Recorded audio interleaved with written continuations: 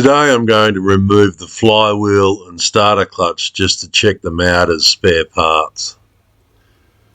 I'm going to try and film the process of taking the flywheel off. Once you're at this sort of level, that nut there, which I've already got undone, comes off the crankshaft. I think it's a 22mm nut and it's right hand thread, so it just screws off. You then need to use a puller. Now, this is a homemade puller that's got a thread in the end there. It's M38 with a 1.5mm pitch. It attaches to the flywheel on the thread at the back there. I use a crankshaft protector which sits over the end there, so because it's going to put pressure on here and pull on the flywheel like that. I'm trying to do this all one-handed and I'm getting in the way of my lighting, but let's proceed. I'm pushing that on there. It's finding its way up inside the back and I'm screwing it onto that thread at the front there. I'm releasing this screw to let it settle right down. It's got to screw right onto that thread up in here, and once it's in there and tightened up, you can then wind this bolt in, and that's what pushes on the end of the crankshaft. It's on there very tight. I'm just winding that in by hand until it takes up the pressure on there while it's actually pulling it off. Because it's not tight at the moment, the more I wind that in, you can see the flywheel's actually moving away. And as I pull on that now, the whole flywheel comes off. And it's in my hand. That's the starter clutch or sprag clutch there.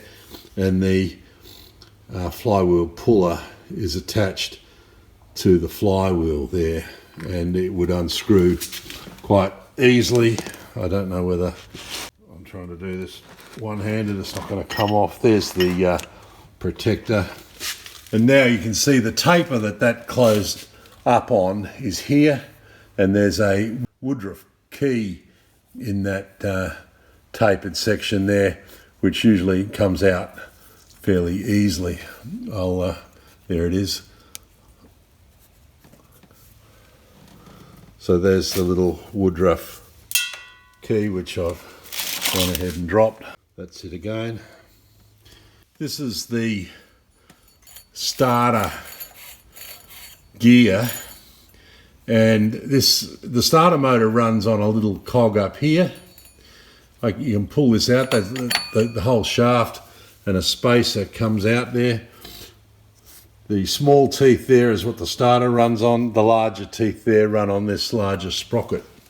That larger sprocket has got the starter clutch. That's the center of the starter clutch. Runs on this surface here. It's got a roller bearing on the inside there. This cog runs freely on the crankshaft there in either direction. It's only the starter sprag that bites onto the flywheel and makes the crank turn when you turn the starter motor.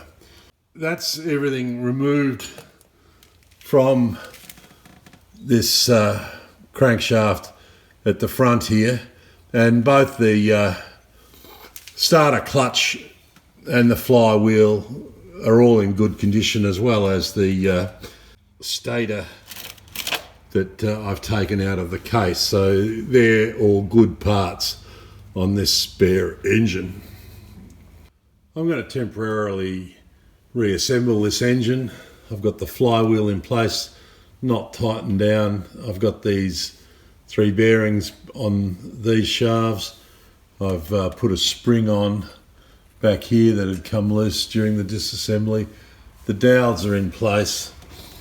The cover has got the stator, which is in good nick, and the Hall effect sensor in place. This little vane thing that has a screw in it. I think that's everything that goes in there.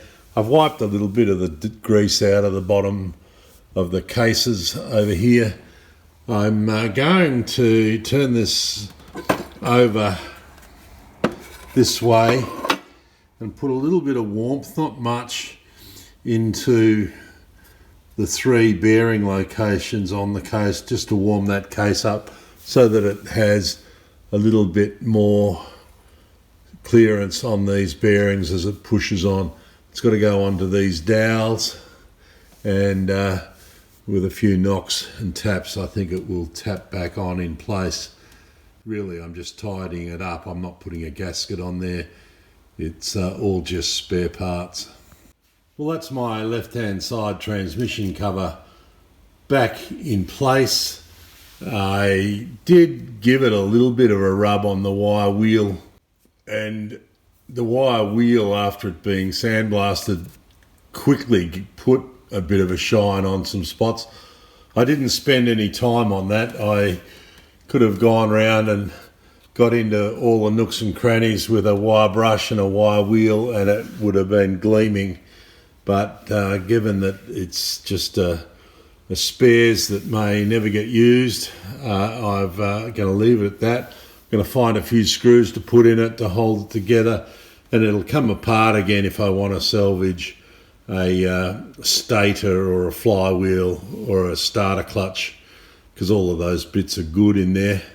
The bearings slipped back into their locations in the cover without too much bumping and knocking that cover into place.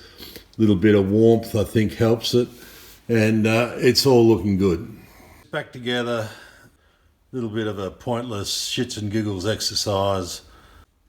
Shows it can be done. Yeah, changing a starter clutch or a stator flywheel can be a bit of an exercise.